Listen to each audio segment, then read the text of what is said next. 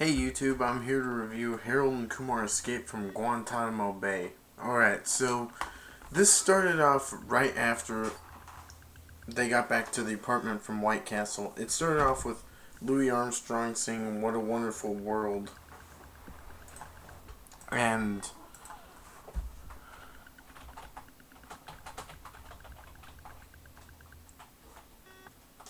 it started off with Harold envisioning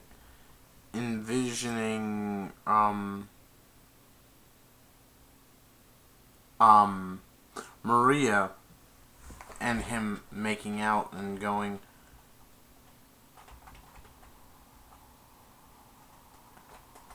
and Louis Armstrong was singing "What a Wonderful World," and he was envisioning himself making out with Maria and going on the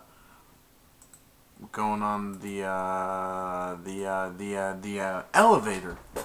Sorry. And then Harold and Kumar had to pack because they were going to leave to Amsterdam in an hour, and not Neil Patrick Harris. Kumar started taking a huge dump because he had 30 hamburgers and 5 fries and cherry cokes and everything.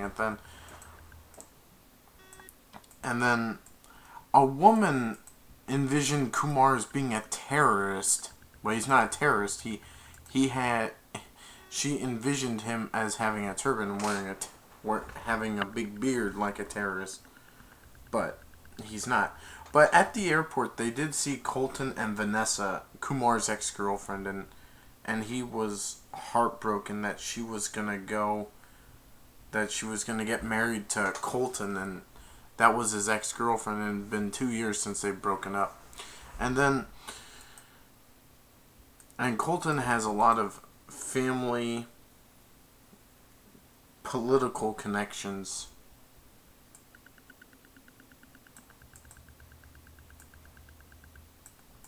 And then Kumar snuck a bong, not a bomb, but they thought it was a bomb, to smoke weed, and it flew and shattered, and people thought it was a bomb. So the lady who envisioned Kumar being a terrorist screamed "terrorists," and then the marshals took them down and then sent Harold and Kumar to somewhere in America. They had to turn the plane around and have them talk to this guy. I don't know what his name was. His name was... Is this it? No. He was some kind of...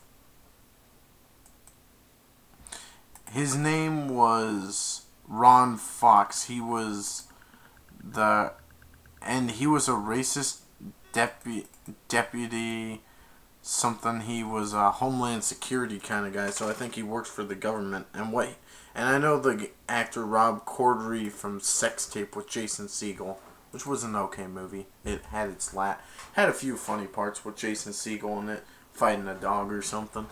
Okay, so what he does is he tells them that they're going to Guantanamo Bay, and that's not a good thing. So what they found out is that they were going to have to eat a cock meat sandwich, and that is just disgusting and degrading. So two terrorists beat the crap out of these guards, and then they all ran. Harold and Kumar escaped too, and said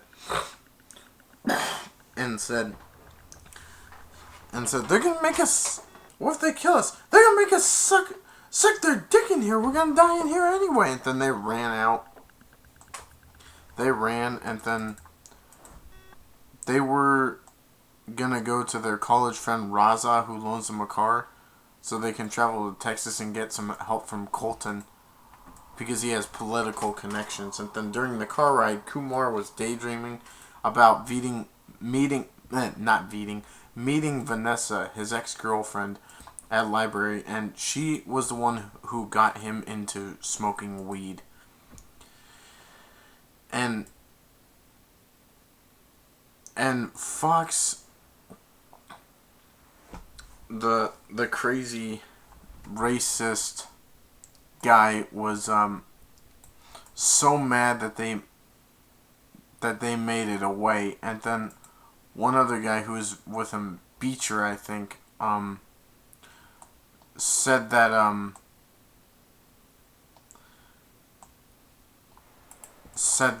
Harold and Kumar should be innocent because they had never broken the law before except a few speeding tickets or something.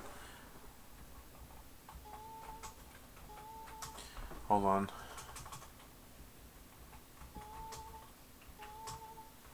And his name was Beecher somewhere.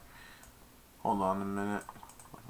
So Beecher, he was the chairman, and he was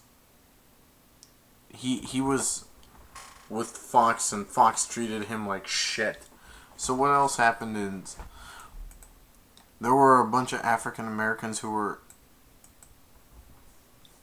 in Alabama, and they crashed into a fire hydrant and destroyed the African Americans guys boombox, and then they had a wrench because they were gonna help them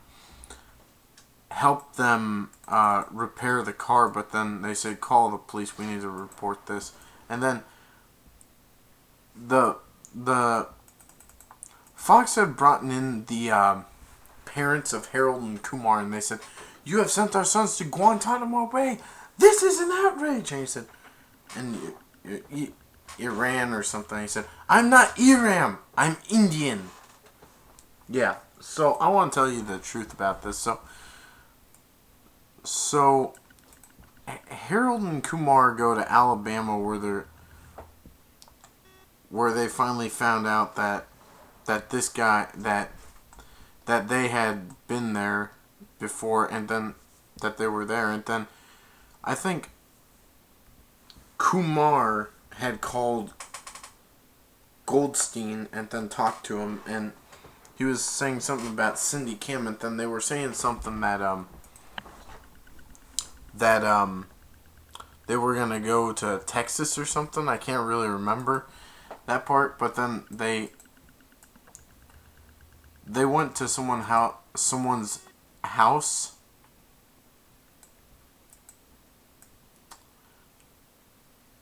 and a hunter took him to go see his wife, or to go to his wife's house, and it wasn't really his wife, but it was a sister. But the person who played his sister was Missy Pyle, who I know from Bringing Down the House and Charlie and the Chocolate Factory and Dodgeball. They said in Dodgeball she was ugly, but in Bringing Down the House, a lot of guys said she was a sexy girl.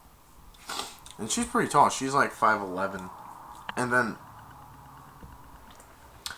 they were all running away, or they ran out because of their Cyclops, but they kept Harold and Kumar safe and gave them a room for the night, but then they ran away, and then they saw the Ku Klux Klan, and then they beat two Klan members, and they were saying what they did.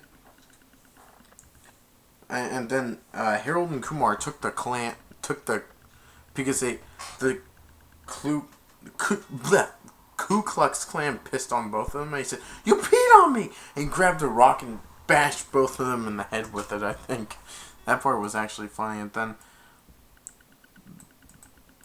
then they went to the Ku Klux Klan rally and were wearing uniforms, and then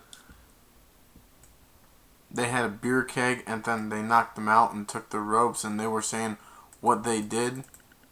And then the other two, and one guy said that was disgusting what he did, but he liked it because I think he rubbed his ass. I think Kumar took Harold's toothbrush and rubbed his ass, and didn't wash it, but that's kind of disgusting. But he said, but I like it. And then they said what they did to the Indian guy, and then the two Ku Klux Klan members who got knocked out took off the hoods of Harold and Kumar and said they were Mexicans when they're not Mexicans. And I don't like the Ku Klux Klan because they're racist, and I'm white, but I don't know what their problem is with Jews, because I heard that Ku Klux Klans are Christians, and Jesus was Jewish. Jesus was a Jew. And then they went to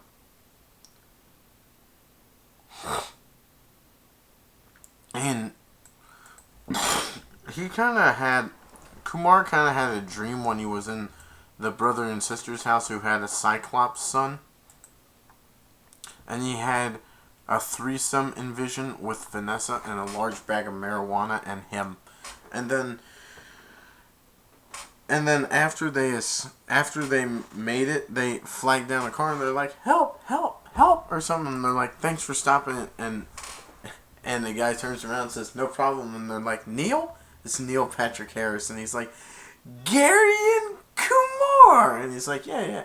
Harold." And he said, "Sorry, man, I forgot." And they said, "What are you doing here, man?"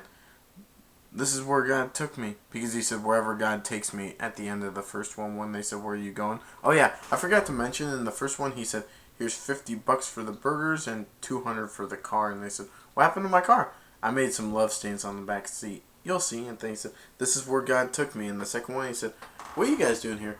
"We're actually heading to Texas." And he said, "Texas? That's where I'm headed. What are the odds?" So they made it.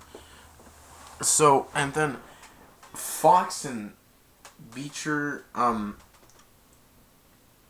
talked to Rosenberg and Goldstein, and then they wanted to plead the Fifth Amendment, and what Fox did was so ignorant, he wiped his ass with it.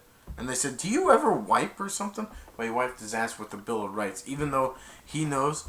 I think Fox is not only racist, but he likes to abuse his power. And then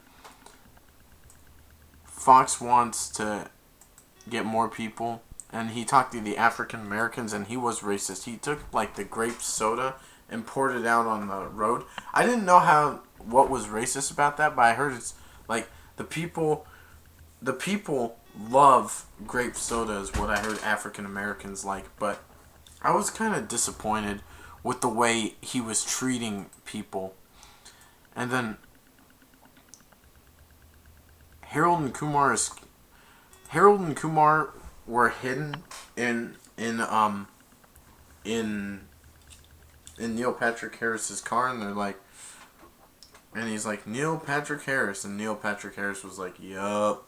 And he's like, "It's an honor to meet you." And he said, "Yeah, I would imagine so." And then he was eating shrooms, like mushrooms, like drug shrooms, and then he saw a unicorn, and he said, "I have to go." And he said, "I love you." And he said, "I love you too, Neil Patrick Harris." But the thing was, Neil Patrick Harris was on mushrooms, so he said, "I love you" to the unicorn. He said, "I love you, unicorn." Or did you see that unicorn? Its horn was so sparkly. And then Neil Patrick Harris took them to a whorehouse, and he went to Tits, I think her name was Tits Hemingway, and the lady Sally who's in charge of that place is played by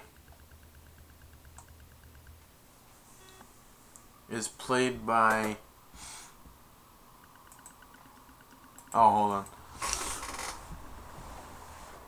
Is played by Beverly D'Angelo from Christmas Vacation with Chevy Chase. I think she was in all the vacation movies with Chevy Chase. And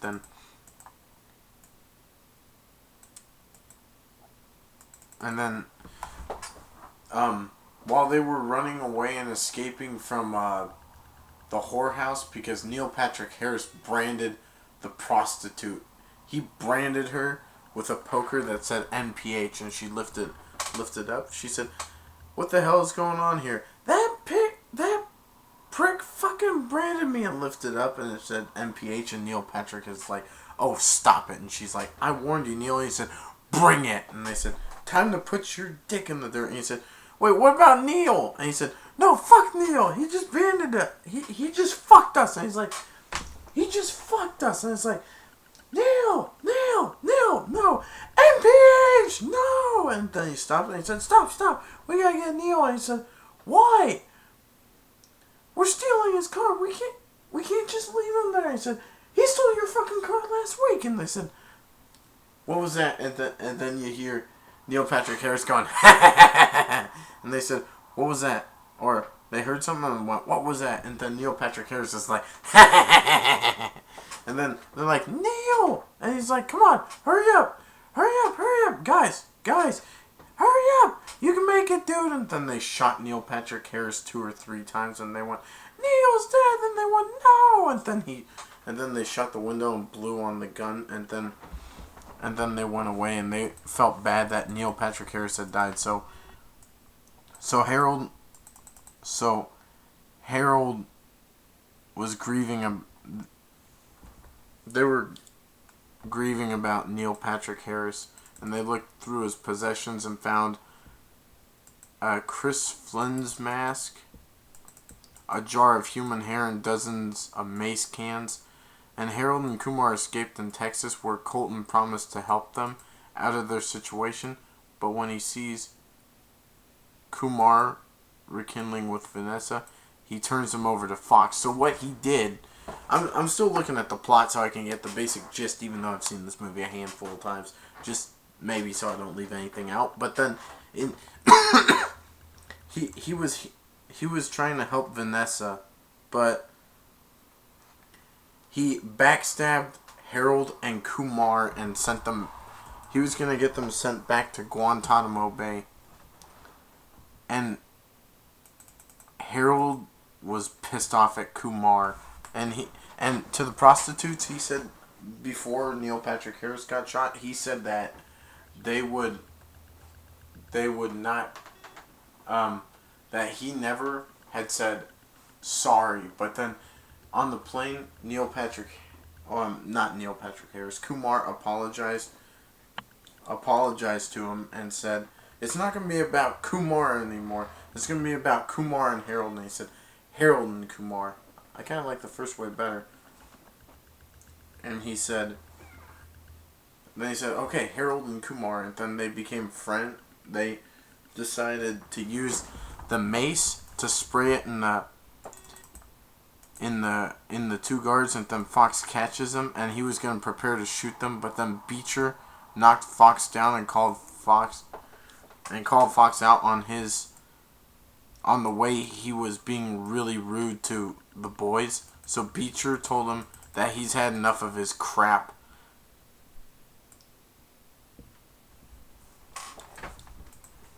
He said he was pissed off at the way that he was treating them, that he treated Harold and Kumar. He didn't like it. So what happened was Harold and Kumar fell off of the helicopter or the plane, and then he said, Kumar, I have the other parachute. How am I supposed to get over there? And he said, swim! And he said, okay. So he was swimming in the air, and he said, holy shit, it's working. And then Fox tried to shoot them as he was falling out. He said, fuck you, or something, because he died. And then they fell through President Bush's roof. That's what Harold and Kumar did. And then he was smoking weed with them. And then it was in the Texas house, and Bush bring them to the room, and they bonded by smoking weed. And Bush promised to pardon Harold and Kumar and help them out with whatever they need. And what he did was he was helping Harold and Kumar, and they said, they thought you guys were terrorizers, and he said, they sent us to Guantanamo Bay. Oh, fuck, G-Bay? Tell me you didn't eat that cock meat sandwich. And he said, no, we didn't eat the cock meat sandwich. We escaped, fortunately, or thankfully. And he said, cock meat sandwich, that's my favorite. And then he brought them to the wedding, to Colton and Vanessa's wedding, and then Colton confronts Kumar, but Harold punched him in the face, and then Vanessa was so pissed, and then Kumar told her a poem, and then he told her that he loved her, and he said, I can't give you the life that Colton gave you, but I can promise that I will always love you and all that. And then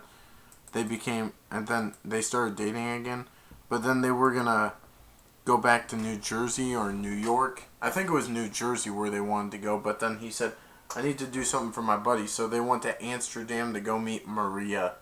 They couldn't find her, but then they finally found her. And then they all rekindled. I think they smoked weed. And then, here's one thing you have to do after the movie. Before the movie ends completely, there's a post-credit scene where you see Neil Patrick Harris get up and say, "Motherfucker." Yeah, he's alive. He survived that gunshot. And anyway, that's Harold and Kumar Escape from Guantanamo Bay, the second Harold and Kumar movie. Stay up to date and subscribe. Stay tuned for my third review. Bye. Peace.